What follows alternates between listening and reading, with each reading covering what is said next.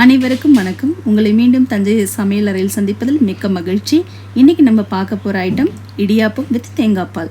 இதற்கு தேவையான பொருட்கள்: இடியாப்ப மாவு 1/2 கிலோ, உப்பு, நல்லெண்ணெய், மாவு பேசி நமக்கு தண்ணி வேணும், அதனால தேவையான அளவுக்கு தண்ணி. நல்லா தண்ணி கொதிச்சு வச்சுருக்கோம். அது பாருங்கள், நல்லா பபிள்ஸ் வருது. அந்த மாதிரி நல்ல தலைப்புலன்னு கொதிக்கணும்னு சொல்லுவாங்களோ அந்த ஸ்டேஜில் கொதிக்கணும். அப்போ தான் வந்து நமக்கு இடியாப்ப மாவு பிசைறதுக்கு நல்லா வரும். தண்ணி சரியான பக்குவத்தில் இல்லைன்னா மாவு பக்குவமாக வராது. நம்ம மாவில் உப்பு போட்டுக்க போகிறோம். நல்லா மாவில் உப்பு போட்டுட்டு நம்ம மிக்ஸ் பண்ணி விட்டுடலாம். தண்ணியிலையும் உப்பு போட்டு கொதிக்க வச்சு நம்ம மாவு பிசையலாம். அந்த மாதிரியும் அது நிறைய கொதிக்க வச்சிட்டோம், தண்ணி வேஸ்ட்டாக போகுது அப்படின்ற மாதிரி இருக்கும், உப்பு தண்ணி ஆகிடும். அதனால நம்ம டேரெக்டாக மாவுலேயே போட்டுக்கலாம். நல்லா கிளறி விட்டுடுங்க. அப்புறம் எல்லா இடத்துலையும் இருக்கும், இல்லைன்னா ஒரு இடத்துல உப்பு ஒரு இடத்துல உப்பு இல்லாமல் அப்படின்ற மாதிரி இருக்கும். அதனால் நல்லா உப்பு போட்டுட்டு மாவு மிக்ஸ் பண்ணி விட்டுருங்க. இப்போ வந்து நம்ம மாவு சுடுதண்ணி நல்லா கொதிச்சிச்சு, அதை ஊற்றி மாவு கிளற போகிறோம். எப்படி கிளறதுன்னு பாருங்கள். நல்லா தண்ணி கொதிச்சுது, நீங்கள் எல்லாம் பார்த்தீங்க இல்லையா? ஸோ நம்ம கொஞ்சம் கொஞ்சமாக ஊற்றி பிசையணும். நிறைய ஒரே தெரியாக மாவில் ஊற்றிடக்கூடாது தண்ணியை. அப்புறம் வந்து மாவு குழன்னு ஆயிடும். சில மாவு தண்ணி நிறைய எடுத்துக்கும், சில மாவு தண்ணி நிறைய எடுத்துக்காது. அது மாவோட பொறுத்தது. அதனால் நீங்கள் கொஞ்சம் கொஞ்சமாக ஊற்றி மாவு பிசைங்க.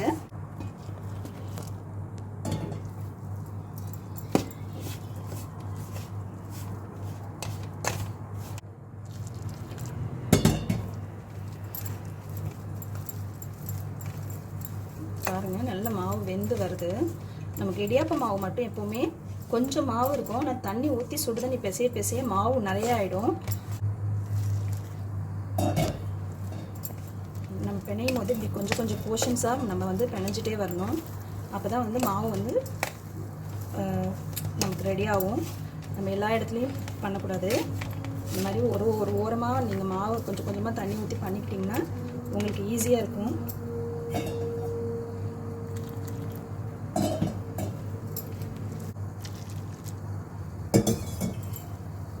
பாருங்கள், நல்ல மாவு நம்மளோட இதாகி வந்துருச்சு பக்குவமாக.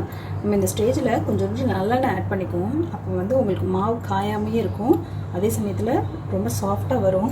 அதனால கொஞ்சமாக நல்லெண்ணெய் சேர்த்துக்கோங்க. எண்ணெய் சேர்த்துக்கிட்டு அந்த எண்ணெய் வாடையெல்லாம் வரும் அப்படின்லாம் எதுவும் கிடையாது, எதுவுமே வராது. நல்ல எண்ணெய் சேர்த்து நீங்கள் இந்த மாதிரி மாவு பிணைஞ்சு விட்டுருங்க. இது எங்கள் அம்மாவோட டிப்ஸு. எங்கள் அம்மா எப்போவுமே இடியாப்பம் பண்ணும்போது இந்த மாதிரி நல்லெண்ணெய் ஊற்றி தான் செய்வாங்க. நானும் அதை ஃபாலோ பண்ணி தான் பண்ணுவேன்.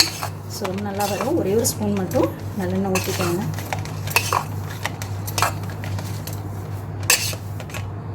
ஓகே, இப்போ பாருங்கள், மாவு நல்லா நம்ம கரண்டியாலே அமுத்திட்டோம். இப்போ கையால் நல்லா ஒரு தடவை பச்சை தண்ணி தொட்டுக்கோங்க கையில்.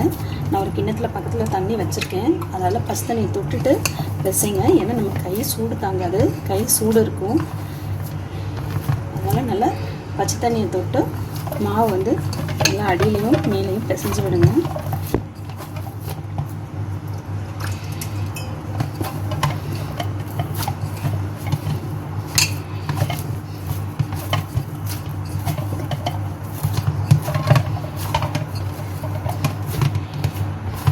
ஸோ நமக்கு நல்லா சாஃப்டாக மாவு ரெடி ஆகிடுச்சு.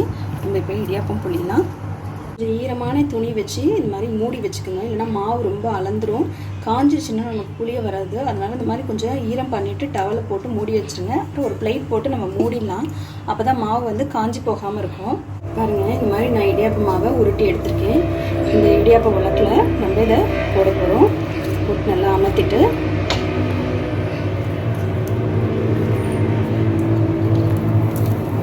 இப்போ இந்த மாதிரி இட்லி தட்டில் குழியாக பண்ணிக்கலாம்.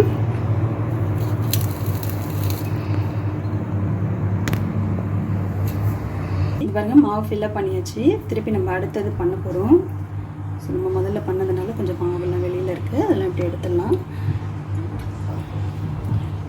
பாருங்கள், நான் புளிஞ்சது மேலேயே கொஞ்சம் புளிஞ்சிடுறேன். நம்ம இட்லியாக கூட அழகாக புளிஞ்சிக்கலாம்.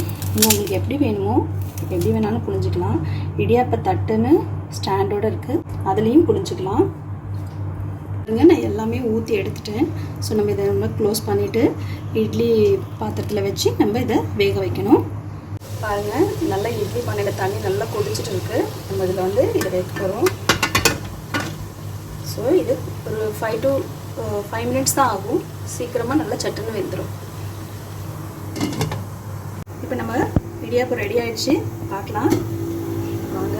வெந்துடுச்சு. நம்ம லைட்டாக கையில் தண்ணி தொட்டுட்டு இப்படி தொட்டு பார்த்தோன்னா நமக்கு இடியாப்பம் வெந்துச்சான்னு தெரியும். ஸோ இப்போ நம்மளோட இடியாப்பம் ரெடி ஆகிடுச்சு, வெந்துடுச்சு. நம்ம இதில் பிளேட்டில் எடுக்கலாம். நம்ம எடுத்து வச்சிட்டோம். அதில் லைட்டாக தண்ணி கொட்டுட்டு நம்ம இதை எடுத்துடலாம். நம்மளோட இடியாப்பம் சுட சுட குண்டு குண்டாக ரெடி ஆகிடுச்சு. இதோ தேங்காய் பால் கூட நம்ம சாப்பிட்லாம். நம்ம வந்து இடியாப்பத்துக்கு வந்து தேங்காய் பால் வச்சுருக்கோம். நான் வந்து தேங்காய் பாலுக்கு எப்பவுமே ஜீனி யூஸ் பண்ண மாட்டேன், வெல்லம் யூஸ் பண்ணுவேன். இது பாருங்கள், கொஞ்சோண்டு சால்ட் போட்டால் தான் தேங்காய் பால் நல்லா டேஸ்ட்டாக இருக்கும். அதுக்கு வந்து நமக்கு வெல்லம் மிக்ஸ் பண்ண போகிறேன். நான் வெல்லம் நல்லா தூள் பண்ணி வச்சுருக்கேன்.